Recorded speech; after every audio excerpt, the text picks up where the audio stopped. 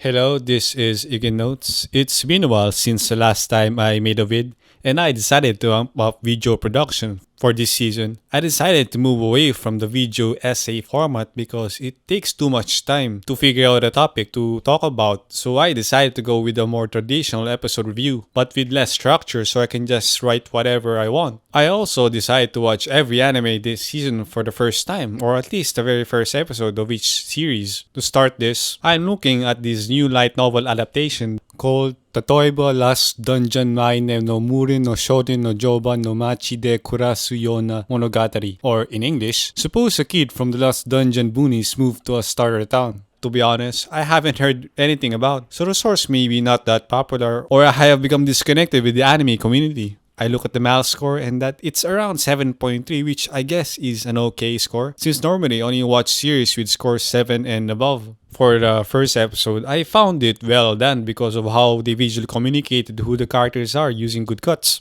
An example of this is the opening scene where our main protagonist Lloyd tries to hunt a familiar bunny from another series. They demonstrated his abnormal strength by not only showing his speed visually, but expressing it through a large thud. However, something to improve in this scene is to add an impact crater or an imprint on the landing spot to further emphasize his strength. This scene of the bunny in the center and his brother showing up right after Lloyd failed to catch the bunny is an effective visual way of showing what the character is all about.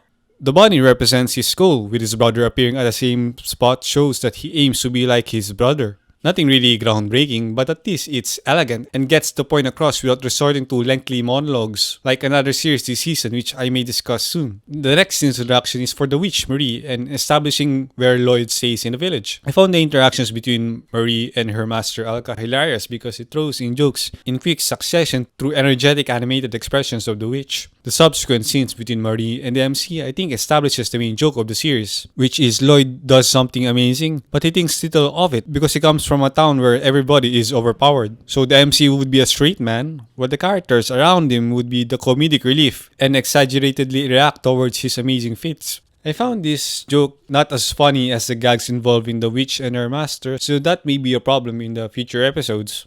I like how endearing the main character is, and I can get why Mary would easily warm up to him.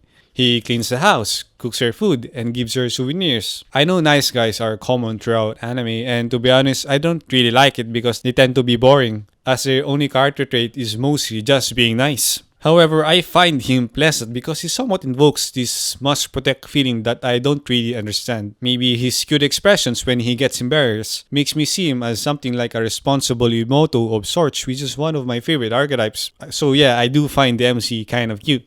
For the introduction of the Belt Princess, I have some mixed opinions about it. I initially found the girl interesting that she has a belt around her face, which made her an outcast. I like it because it sort of made her distinct, but apparently the MC was able to remove the curse at the very first episode because of the magic napkin, which I initially found funny because it took some time for me to get it. However, I think this is sort of a missed opportunity for some good character development, like maybe the hero removing the belt in a dramatic climax, and instead we got a princess instantly falling in love with him. Yeah, I get that this series is after all a comedy, so the writer may have figured they needed an obsessive lover archetype for the jokes, and to its credit, I do find her funny.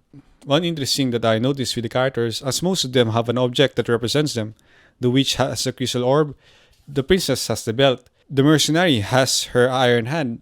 However, the MC doesn't really have any object that relates to him, or maybe, if I miss it, you could put it in the comment section. One could argue it's the crystal orb. However, that seems to relate more to Marie, or her master. Maybe the story would end with the MC having an object that identifies him.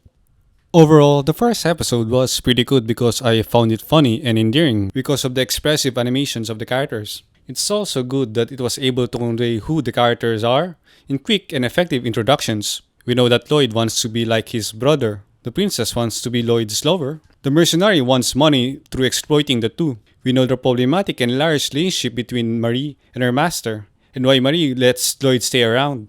One of the main purposes of a first episode is to introduce the characters and communicate their goals, or at least who they are. And I believe that it was able to do that successfully.